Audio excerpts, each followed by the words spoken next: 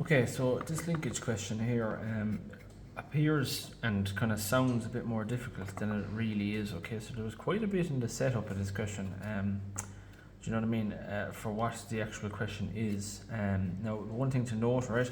The sizes that are given in the question, okay, they're scaled down. So it's scale 1 to the 2, so everything is halved. All right, so the 20 at the bottom becomes 10, and the 260 becomes 130 and whatnot. Okay, so just keep that in mind. Now, basically, so it's a can crusher, okay, and in the question I don't have a drawn, I don't have a height for it, but it has an original height for what the can is, and basically this platform here moves down in a vertical direction and it squashes the can. Now, I have the kind of instructions that they've given us, or kind of the restraints for the actual linkage written down here, just to kind of make it a bit easier for me to explain stuff. But when you kind of read through this, it all kind of makes sense, all right? Now, the question has asked us to draw the given diagram, so that's done, all right? But on this diagram, redraw the mechanism in position where a can be crushed to a height of 40 millimeters, okay? Now, that's the first thing I'm going to do, is I'm going to actually mark that can height, so I'm just going to measure up 40, and I'm just going to draw a can, all right? Or I'm just going to even just put a line, right?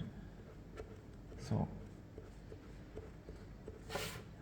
basically this has a height of 40 millimeters now. So basically I need to redraw the linkage when the bottom of this crusher here has come down to a height of 40 millimeters, right? And everything else is going to work around that.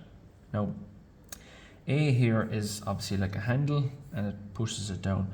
But so if we read the instructions, so AB and BC are always at 30 degrees of each other. So the angle in here, all right, which we actually originally drew about a 60 degree set square, this angle in here is always at 30 degrees. All right, so that's the first thing, and that's going to be handy to us when we go to solve it. AB and BC, so this line here and this line rotate around here, so that B stays where it is, but these can rotate around here. And D moves vertically only. Okay, so D can only go down and up in a vertical movement. You can't go side to side. And the platform is always horizontal, but that doesn't make much of a difference.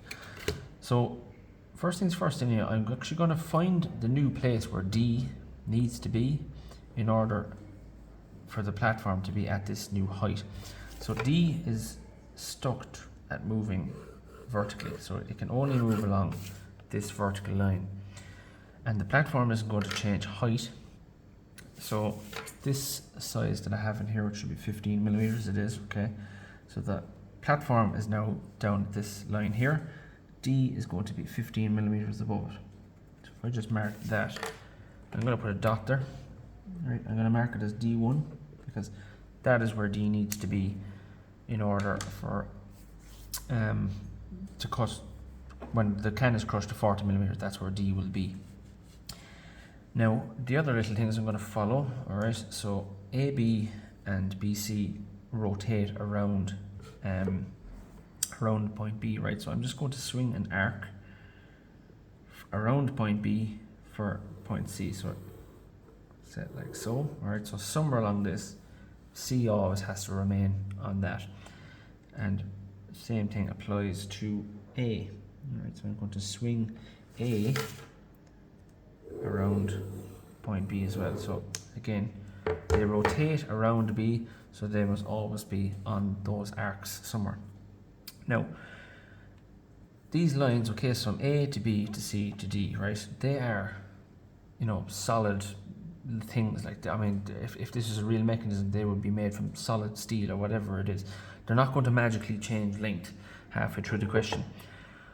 So we know C needs to be on this arc here somewhere, and we have a new position for D. The link from D to C isn't going to magically change length.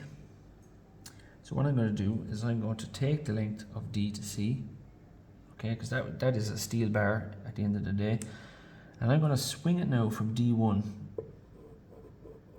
to hits here.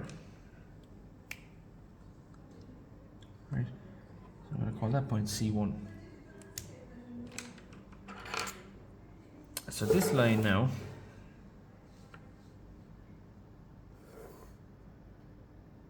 I'm going to draw in a dotted line altogether.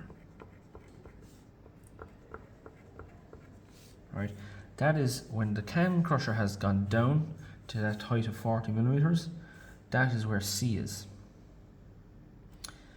Okay, and B stays where it is, so I can actually return C back to B, like so. Alright, so D has slid down until it crushes the can to 40 millimeters. C has basically moved to here. So if you can imagine, right, if I use my pencil, there's the original, so the end of where my fingers are here and where the squash rubber bit is here. As this moves down, it's just following that arc, like so. Okay, and B is staying where it is. And if we go back to the original thing that they said, AB and BC are always at 30 degrees to each other. So here's my line BC. So if I get a protractor, right, or do with a set square, right, but I'll just use a protractor for now, and I mark 30 degrees off of that, just there. Extend that all the way out here.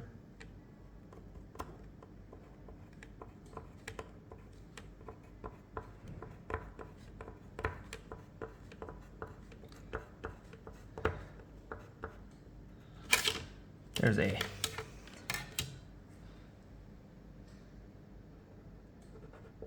A1. Okay, so you have A1 to B to C to D. And that's the question finished.